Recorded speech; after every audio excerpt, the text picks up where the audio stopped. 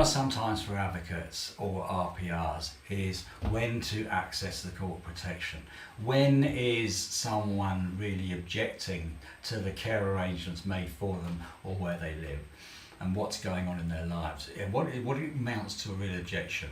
So being able to look at that to see whether someone, it's a case that you as an advocate should take to the court, make to notice to the court, or are we just talking about some innocuous behaviour that is just repetitive for no apparent reason. But you could say that someone who's changes from in their placement to actually sitting there by the front door with a suitcase in their hand and wearing their overcoat on a regular basis might be objecting to where they live and want to leave.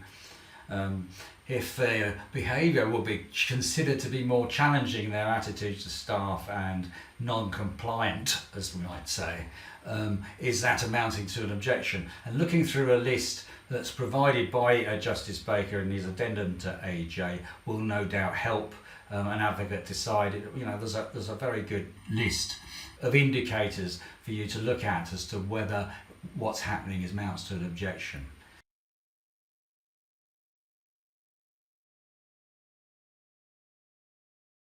I mean, a lady in a care home where people said she was objecting because says, I want to leave, when in reality, when you look through the file and talk to the staff more closely and even speak with her, is that why I want to leave means I don't want to be in this room with all these people anymore. I want to go back to my own room and be quiet.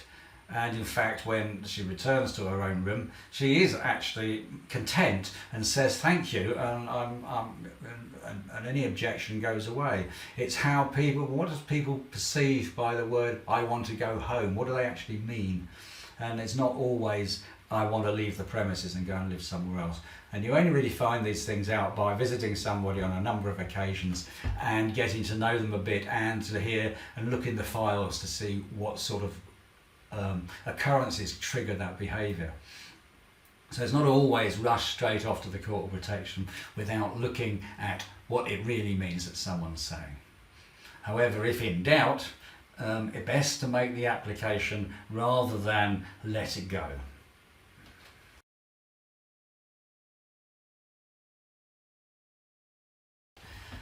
Before you think about rushing off to the nearest solicitor and to the Court of Protection to challenge someone's authorisation, you might well consider looking at the circumstances someone's in, whether those circumstances are different than when the DOLS was put in place, and whether a review of that authorisation is necessary.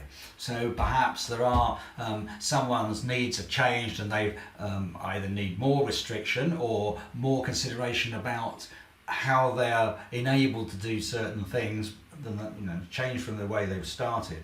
Then ask for the review first. It's much easier and quicker to ask for things to be done at this stage than it is to go to the court that have a very long waiting list anyway, and some things can be actually looked at, like the regaining of capacity. A lady who had sight problems cured by cataract operation and hearing problems cured by proper looking out of her ear wax, now is able to hear and see sufficiently to understand where she is and what her care arrangements are. She's not objecting to where she lives, but now can demonstrate capacity to people who need to know. Not always doctors are the best to do that when you're talking about care provision in a residential placement. Sometimes it needs a social work background to be able to assess someone's capacity better. So you can always look at those things. Do they all still hold true? Has the person regained capacity? Has their behaviour changed in such a way that the authorisation needs to be changed, and that means looking for a Part 8 review with the supervisory body.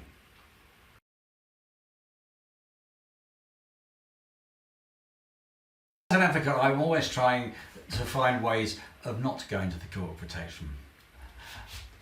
It's much quicker and easier to try and iron out these problems either with reviews or discussions, because there is a long waiting list for the Court of Protection, and a lot of things can be sorted out at source.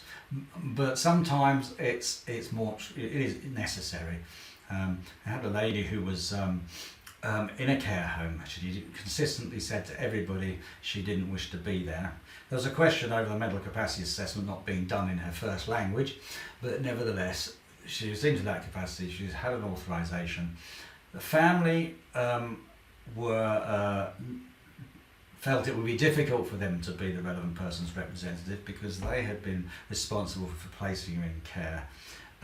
They had also tried and worked very hard with social services to do everything they could to keep mother at home and looked after in a family environment, but things just hadn't worked out. It would be very difficult for them to challenge the decision of being where her mother was, because there was no realistic alternative at the time. Also, it was very difficult for them as a conflict of interest, so they had a paid RPR to make the challenge to the Court of Protection. And it wasn't anything to take away from the family, it was purely for this one exercise. It's not possible for local authorities to keep granting all standard authorisations year on year without it being ratified by the court when someone is consistently objecting to where they are and why they're there.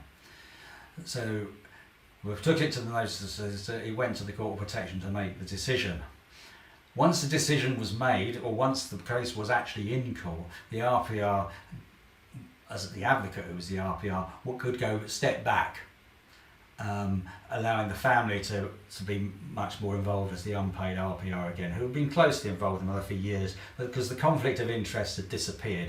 And the court had made a decision. The decision was that she was in the right place, in the best possible place they could make for her at the time, and they became the RPRs because the decision had been made. There was no conflict of interest left.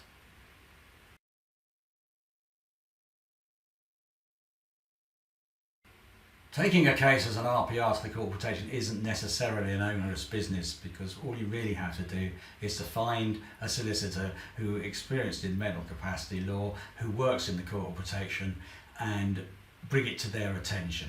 You're just bringing to attention the fact that an individual is challenging where she is. It's free access to the Court of Protection for an RPR, and there are no fees. It's non-means tested legal aid.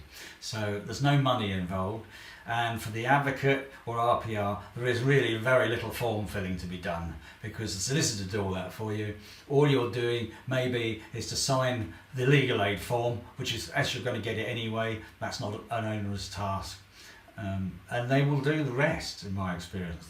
They will do the rest. You may have to produce a couple of old reports to back it up, or point just the solicitors in the right direction as to who holds the forms and the address of the supervisory body and such like, but not a very onerous task, and neither would you necessarily have to go to court, actually into a courtroom at all.